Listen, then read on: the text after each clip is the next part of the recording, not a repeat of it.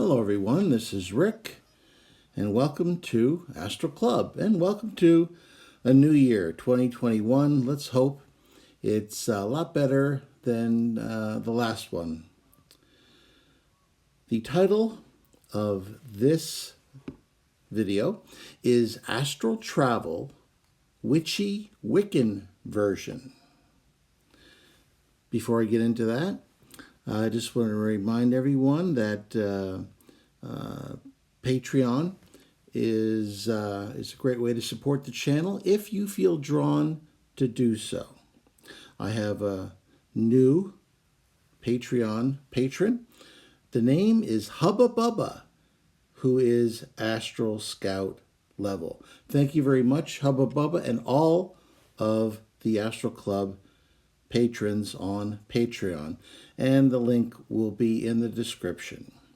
If you've been watching these videos and you like them, why don't you subscribe if you haven't already, and hit that bell, and you'll be notified whenever a new video comes up, and it helps the channel. Okay, now I've read a lot of books on astral projection. And there was a time in the 80s and the 90s when I grabbed every single book that I could get my hands on about astral projection. Because as you recall, I started in the 1960s as a small child. And there was just no information available back then. At first, I thought as a small child that everybody astral projected.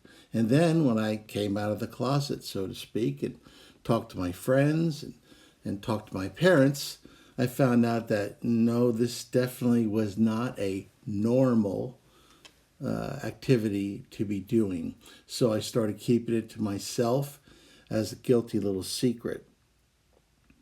It wasn't until the late 70s, I would say, when I was in high school, that I started running across references to astral projection. And of course, the groundbreaking book, Journeys Out of the Body by Robert Monroe, is one very good example.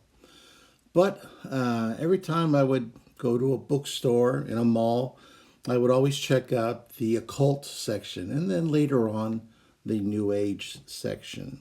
And I'd look for books that would help me to learn more about what this was all about. And I remember one particular time very clearly. It was a few years after I had graduated college, and I came across a book that I almost put back because as I was skimming through it, I saw a few things that I did not agree with, and quite frankly, I thought was very, very negative misinformation. But at the same time, in this very same book, I found elements about astral projection that seemed right on. And there was one particular section, which I will talk about at the end of this video, that dramatically influenced my outlook on astral projection and my experiences and adventures using astral projection. So let's talk about this very, very interesting book. It's Astral Travel, Your Guide to the Secrets of Out-of-the-Body Experiences by Gavin and Yvonne Frost. It was published at first in 1982 in Great Britain. Later on, my paperback American copy was published in 1986. I looked online. It's still available there today on places like Amazon and other book sellers. Obviously, you have to buy it in the old copies. I don't believe it's currently still in print. But when I checked Amazon, there was still something like 6 copies available if it's something you end up wanting to purchase. So let's talk about this particular book. What was interesting about it is, unlike Robert Monroe's book, which went after astral projection or OBEs, out of the body experiences, he started from a very intellectual, engineering, mechanical viewpoint. And that appealed to me. This book, though, came at it from more of a Wiccan Pagan perspective. Yet it still had a lot of good information. So what I'd like to do is just take you through some of the important parts of this book, and then I'll finish with some of the things I really didn't like about it, and a few of the inspirational areas that gave me information that I had never been aware of, despite my decades of astral projection. So let's start taking a look at this very fascinating book. Now, in one of the early chapters, it goes over what it calls the Pentagram of astral readiness. And of course, since it's pagan, it makes sense that they would frame this information in a pagan way using the magical symbol of the pentagram, which is, of course, a 5-pointed star with the 2 points downwards and the 1 point upwards. Urgent necessity is a very important part, the book says, as a way to institute astral projection. And I have to agree. It's a great way to really jumpstart your astral projection experience. And when they say urgent necessity, they mention things like, well, if you're looking for a lover, if you are trying to attain some sort of knowledge or money or food or intelligence, some sort of desire which will prompt your conscious and subconscious mind to work together. If you recall, one of the outline techniques to astral project that I've talked about previously is to say deny yourself food or deny yourself water, and for a period of time. Not extensive, we don't want to damage our health, but enough to make you thirsty or hungry. And then to make sure that that food or water is in, say, your kitchen, to give your physical self and your astral self a reason to leave, to go to that source. And then, of course, once you accomplish that, then when you return to your body, you go and you feed yourself or you drink the water as a way of rewarding your conscious and unconscious minds for working together.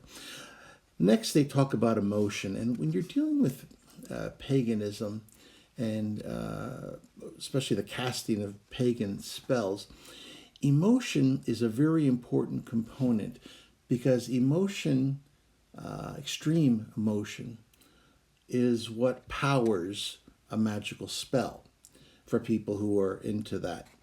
But in astral projection, we know that that type of emotional feelings will allow you to help to propel yourself out of your body.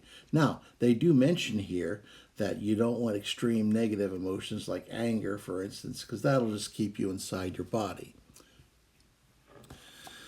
Then what's fascinating is they get into a variety of environmental conditions, and this is something that I hadn't really encountered in a book form back in the 80s. Now, as I read through these things, I was able to say, yeah, that sounds about right. So when it talks about environmental conditions, they're talking about security, for instance, which is you have to make sure you're somewhere locked away from friends and phones and pets and children. They say your posture, you should be lying comfortably. And once you're comfortable, do not move. All very true. They even get into temperature. It should be between 72 and 74 degrees. I've never really checked temperature, but that sounds about right. because you'd be comfortable. It said you shouldn't have a lot of clothing on, or preferably even be without clothing. But if you do, use a natural fabric. And then they talk about something that I talked about a while ago too, that I found was a problem, which is remove all body bindings, hair clips, jewelry, except of course something that's a medical necessity. And that there shouldn't be any electrical wires or cords nearby. As far as light intensity, it should be virtually dark. As far as noise, it should be quiet. As far as diet, avoid heavy meals. And we've talked about these things, and they're more or less more common knowledge today. But back then, this was information that I hadn't encountered, even though I agreed with it because it agreed with my experiences. Next, it refers to good old SCX as a way to force your astral body out of your physical body to go searching for gratification. And we certainly know that that particular desire can be very strong. And I know when I was a teenager, that certainly helped me to astral project a number of times. Now that I'm an old man, not so much, but back then, most definitely. And then, of course, time is a factor in this whole equation. You want to make sure that you do it. Your exercises happen at about the same time every night, so that you get into a particular pattern. You want to make sure you get enough sleep to be refreshed, but that you have enough energy left to astral project. One thing that I thought was interesting that I recall I tried when I first read this book was a particular imagination technique that I hadn't tried before, and I hadn't seen in any other books before either. It said that as you're lying still, you should imagine yourself as light steam rising above a gently heated pool. And then you imagine the steam rises slowly from every pore of your body. And as it rises, it gradually forms your astral twin. And I recall using that a few times. And it worked very well. There's something about that imagery that is very like how the astral body leaves the physical. So you might want to try that particular imagination technique at some time in the future when you're looking for a different visualization to try out. Another reference that caused me to buy this book, because I hadn't seen it referred to previously. Yes, other books had talked about the Astral Cord, but they never went into detail. And I recall when I saw the Astral Cord, it looked to me like a bundle of fiber optic filaments. And this book talks about it like it's a glowing silken web like thread, which I could see that's their version of what I saw. I said, wow, okay, this is something that tells me that the people who wrote this book either experienced themselves, or at least they collected the information from some place where they actually did it, where they actually did see this cord, because it's less a cord and more a collection of these filaments. So, there was just another reference that said, maybe I should buy this book. Finally, the chapter, and this particular early chapter, finished up. It started telling you how that your thoughts controlled your experiences. It also said it had ways to navigate. And it said, sure, you can try walking or you can try flying, but you can get easily lost in attempts like that. And that really hit me at the time, because I'd been flying, trying to get places. I had been walking, and you can walk very fast, or you can run as fast as you want. But it's easy to get lost. However, it suggested instead that you grab the visualization of where you want to go. And it has to be a real place, or else you'll end up in fantasy land. in that you then will yourself there, and then after a moment of blackness, you'll find yourself there. So I tried that and it worked. So I said, "Wow, okay, great. That's another way to get there." I mean, today everybody might say, "Well, yeah, we know all about that," but you have to understand that when I first read this, I had very limited experience in actual reading about astral projection. Everything I did because I experimented with it, and it occurred to me to experiment. And of course, I know in the physical, you can run, you can walk, you certainly can fly because I've been in airplanes. But this was something new to me, and so I said, well, okay, great. That's another good thing about this book. Moving on to another section, this was more information that I hadn't seen in other more clinical books about astral projection previously. It was about harmonizing and cementing relationships in the astral. And what it talked about was how to meld with another willing, high vibrating spirit, whether they were astral projectors or whether they weren't. Now, we've talked previously about the things that happen in the lower astral that are really just imitations or mockeries of what we do here in the physical. That same type of situation happens in the lower astral. But I've talked previously about actual melding of consciousness. And this book introduced me to that process where you're actually melding with someone that you wish to mate with as a friend or lover or what have you. And it showed the process of doing that in a higher sphere. So that was something that also I hadn't seen previously, and possibly because a lot of the books, I mean, a lot of the books, certainly the older ones that I had read, were a little squeamish about that type of talk. So that allowed me to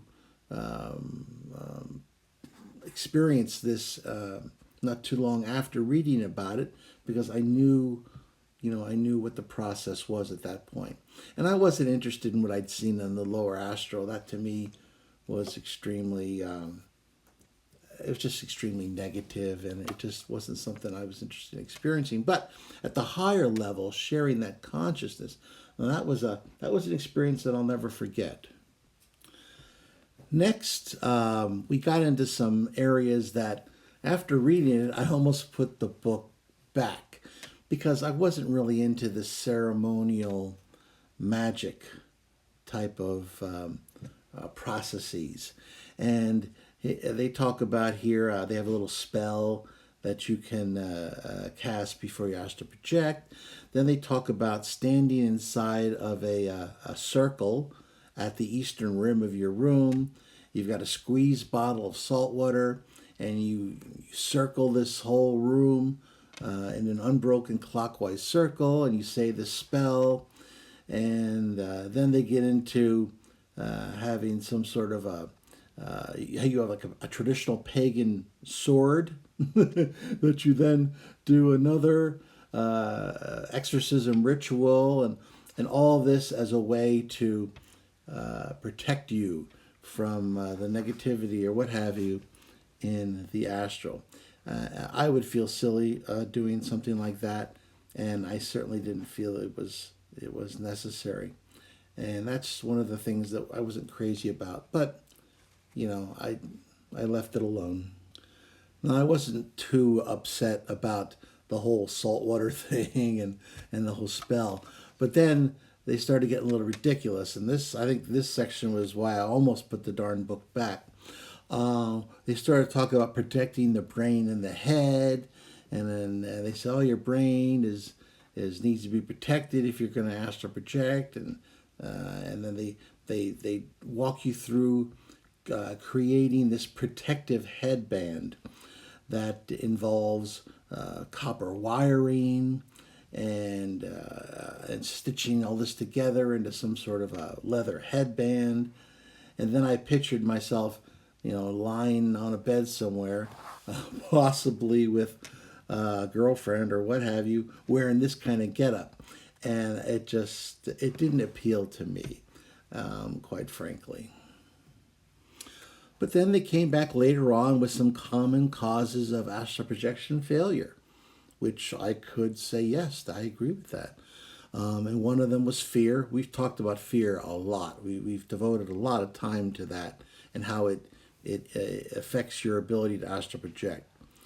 Health. It said that it was necessary for you to be healthy, and I certainly agree with that. It then talked about electrical fields, which can cause problems. If there's strong electromagnetic fields near where you live, for instance. It also talked about getting rid of metal rings and other jewelry that can have little electrical fields around them, which can help to make astral projection very difficult. We talked about timing, when you should do it, and also how you should get the extraneous noises from clocks and telephones or whatever out of the way.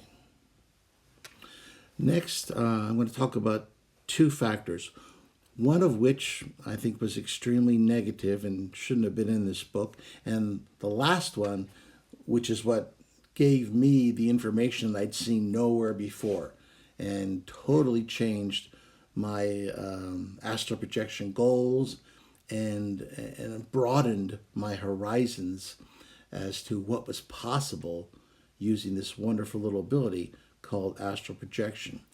And the subsection, well, the chapter was the selfish use of astral travel, and the subsection was using possession to your advantage.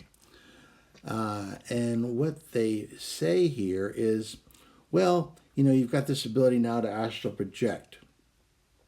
And, let's say they try to frame it in as positive way as they can.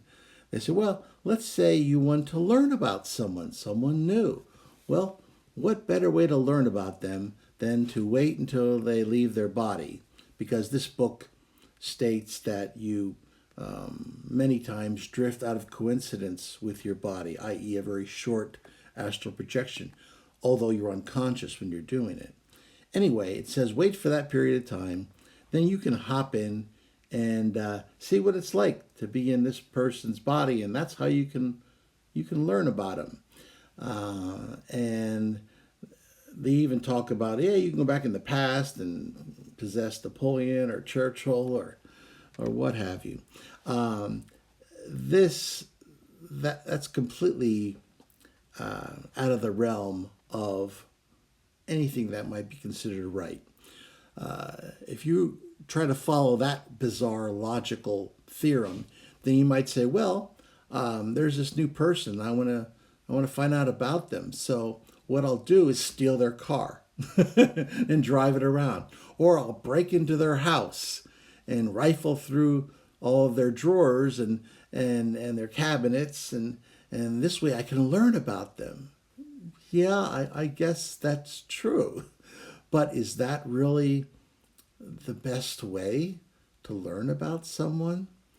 The astral world is not the legalistic, law-filled world that the physical world is. However, there are certain immutable laws, and one of them is you don't violate the free will of another. And by trying to seize someone's body, that's about as much as you can possibly do from a negative violation standpoint. Besides, what really upset me too is I knew that something like this was mostly impossible at any rate because of the vibrational signatures. If your astral vibrational signature isn't a match, you can't stay in long.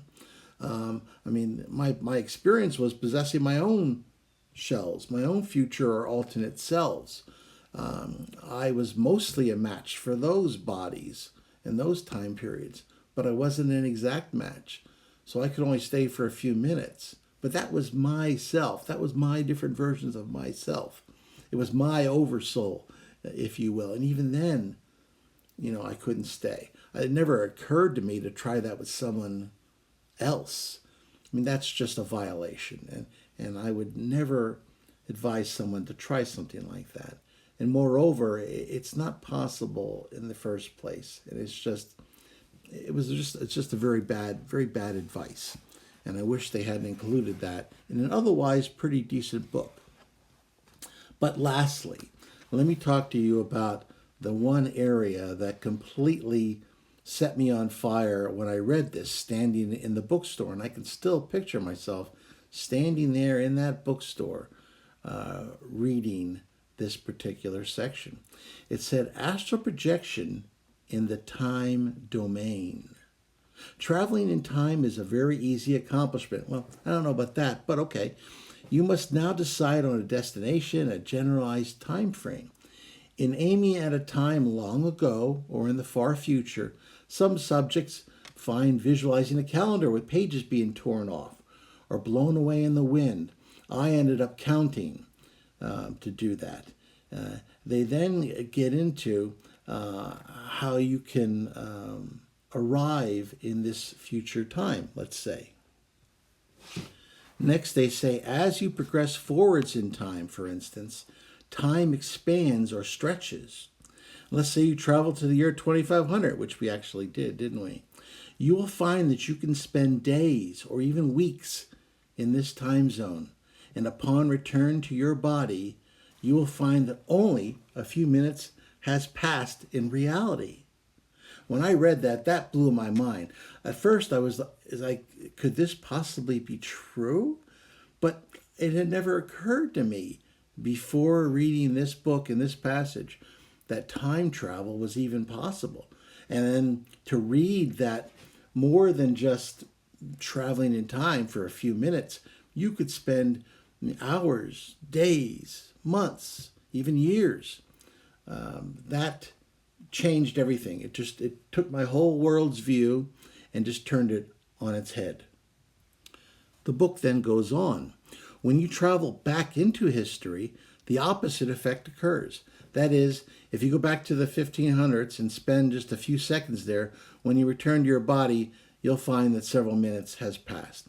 So that was that very short area that really said, well, I'm going to buy this book. And then they get into, the emotion, sounds, and smells, and your power in time.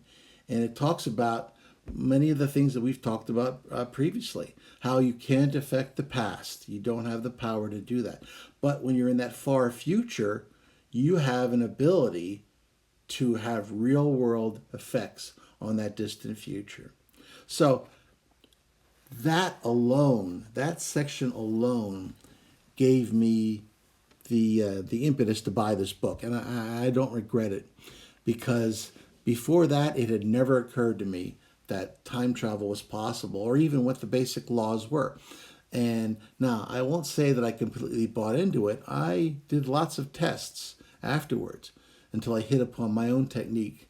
But when I finally traveled in time, especially those far futures, I was able to observe for myself that, yes, this is the way it works. So that was Astral Travel by Gavin and Yvonne Frost.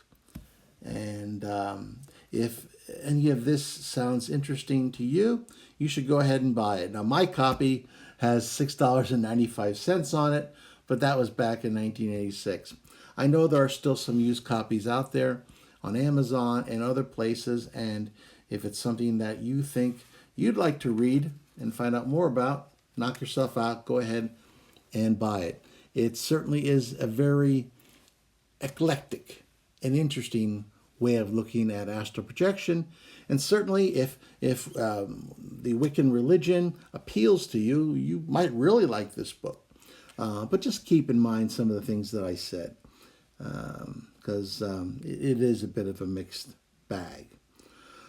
Okay, well, I hope you liked that video. If you did, please hit the like button, share it with those of like mind, subscribe if you haven't done so already. If you have, why don't you hit that bell button? You'll always help out the channel and find out when our new videos are being uploaded. And as always, I'm Rick, and I will see you on the astral plane.